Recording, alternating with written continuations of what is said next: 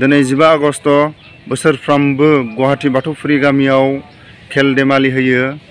भारत उदांस्रिनि सानखालि बे दिनावनो दिनै बाथौफुरि गामियाव होदों। दहाय फुङाव जानानै थांबाय गथ'फोरनि सावगारि आखिनाय, गथ'फोरनि माखासे बिमा बिफाफोरखौ फुंनि बेलानि गावनि देरसिन बैसोखौ माब्रै सन्मान होनांगौ, फोरोंगिरिफोरखौ माब्रै सन्मान होनांगौ, बेफोरनि मोनसे एग्जाम बायदि जानानै थांखांबाय। सोर गथ'आ साबसिन मोजां लिरनो हायो, बिमा बिफाफोरखौ माब्रै सन्मान लानांगौ, फोरोंगिरिखौ माब्रै सन्मान लानांगौ, गावनि उन्दैसिनखौ माब्रै माथो होनांगौ, गावनि देरसिन बैसोनि मानसिफोरखौ माब्रै सन्मान लानांगौ, बेफोरनि माखासे आउट नलेज एग्जाम बायदि जानानै थांबाय। आरो माखासे बोराय बुरैफोरनि बिस्कुट अरखांनाय, बिजियाव खुन्दुं सोनाय, जिखुनु जाया बोराय बुरैफ्रा गिसिब हेबनाय, सान्द्रि हेबनाय, बे बेलासि समाव फुटबल जानो थांगासिनो दं। बोसोरफ्रामबो बे जोलुर बादायलायनायखौ होयो। जोंनि टिमाबो बेयाव लादों। दा जोनो थांगासिनो दं। दसे उनाव जोनायखौ नुसिगोन, नायलांदो रायजोफ्रा। गुवाहाटी बाथौफुरियाव बोराय सेंग्रा दसे उनाव नांसिगोन। 15 आगस्टनि गुवाहाटी बाथौफुरि गामियाव बोराय सेंग्रा नांसिगोन। दा गेन्द्रा मा दं बोराय सेंग्रानि मेसाव? अमा दङ, अमा मासे। औ देरहानाय अमा।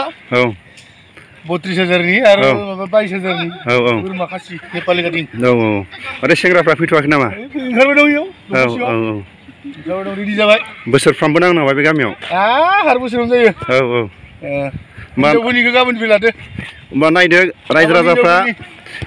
जाय जेनो लकेल दाउ 10 केजि आरो ओमफ्राय लालमाथि ग्रुप प्लास नैबे गामिनि बाथौफुरि गामिनि सेंग्राफोर। गोमोआ लालमाथिनि, ओमफ्राय नैबे गोजाया बाथौफुरिनि। नायलांदो, दा गेलेनायखौ दसे देखायगोन आं। नायग्राफ्रा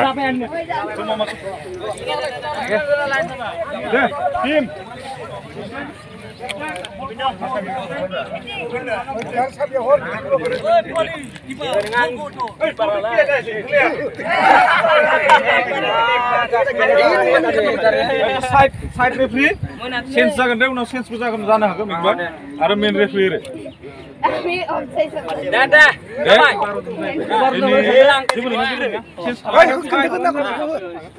आं सोर किपार मेना बन्दु आगे बरिया एबारबो दिनै बुंनो थांगोन बारा टिम जादिया जेनेबा जेबो नङा फ्रेन्डलि मेच बायदि गेलेदो गावनि मानसि होमबाबो प्राइज मानि दङ प्राइज मानि डनेट खालामदों अनिल दा बयबो सिनायखायो जोबोद साबायखर थाबाय जोंनि बारदि क्लाबनिफ्राय आखाइ खबना हो बयबो आसा खालामो बयबो मोजाङै गेले नांलाय खमलाय खालामनाङा गाख्लाबख्ला खालामनो मेन रेफरि बिथांनि डिसिसनानो मेन जागोन साख्रिबो थाबाय आं दा बुङो जे माने फारसेनिफ्राय जेनेबा हम टिमा हेन्डसेक लानो किमान टाइम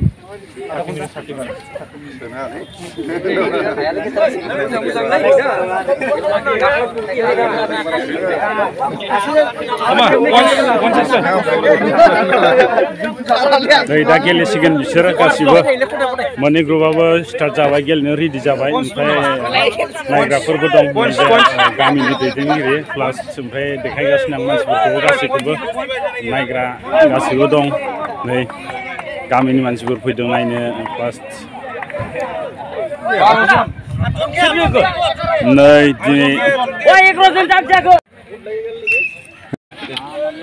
दिनै गुवाहाटी बाथौफुरियाव बोराय सेंग्रा फुटबल मेच जादों बेयाव नैबे बिथाङानो बे गामिनि प्रेसिडेन्ट खेलखौ बेनो सालायदों बेनि उनाव माबोरै बिथांनिफ्राय फंनैसो खोथा खोनासंनोसै खुलुमबाय गिबियावनो बे गुवाहाटीयाव थानाय बाथौफुरि गामि बे आइएसबिटि बेतकुसि आइएसबिटि नाव दं जोंनि बर' गोजाल' बोसोरफ्रोमबो जों 15 आगस्टनि बे खेला धेमालि खुङो सानावबो जोंना माखासे उन्दै उन्दै गथ'फोरनि खेला जालांबाय ड्रयिं कम्पिटिसन दंमोन लोगोसे खन्थाइ आवरायनाय सल' खननाय बिदिनो ओमफ्राय जानाय लोंनाय एसे दंमोन खिसारि बेबायदि ओमफ्राय बेलासियाव जों फुटबल प्राइज टुर्नामेन्ट खेला होयो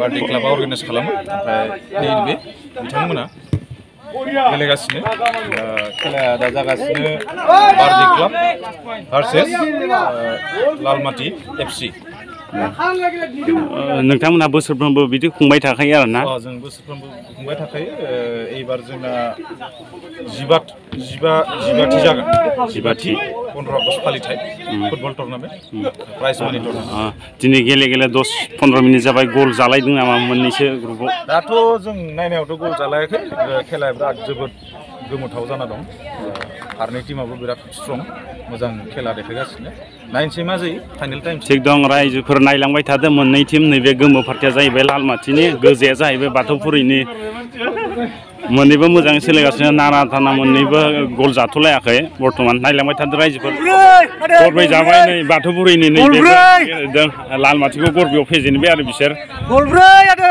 दे खेला जोब्बाय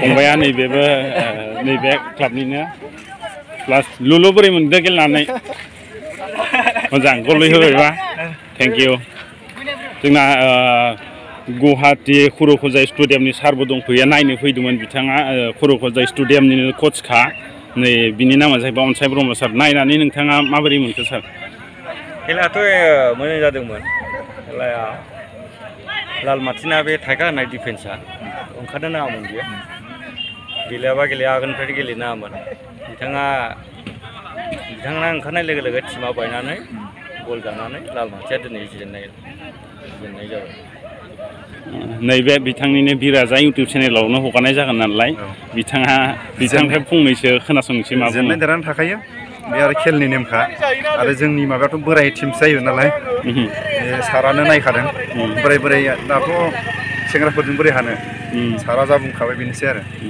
दिनै 15 आगस्टनि नामाव जोंहा बिराजा साराबो गेलेफैदों दसे बेगिबो थाबाय दसे गलकिबो थाबाय बिनि उनाव देखायलांनि आं मानसिफ्रा नै जोब्बाय नालाय बोराय सेंग्रा 15 आगस्टनि नामाव नैबे गामियाव बोसोरफ्रोमबो होनाय जायो आरो खेलखौ रंजा बाजा बयबो दे रायजोफोर बेखिनियाव दोनथ'बाय बाथौफुरियाव बल गेलेदोंमोन आरो दसे उनाव दा हरनि 10ता जाबाय एसे बेरायनो थाखाय फैदों दा नैबे जायगायाव माने दिसपुरनि 15 आगस्टनि थाखाय माबायदि साजायदों बेखौ एसे नायलांदों सिगांथिं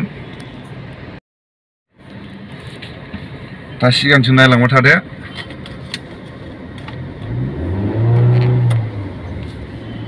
माबायदि साजायदों दिसपुरनि बे ब्रिजनि अभार ब्रिजनि बियो साजायनाय 15 आगस्टनि थाखाय माबायदि साजायदों नै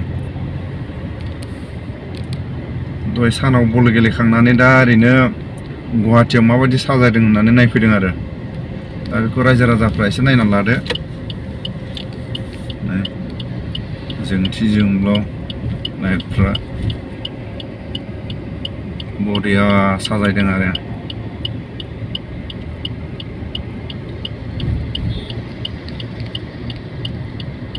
गुवाहाटि सेक्रेटारि अफिसनि खाथियाव बियो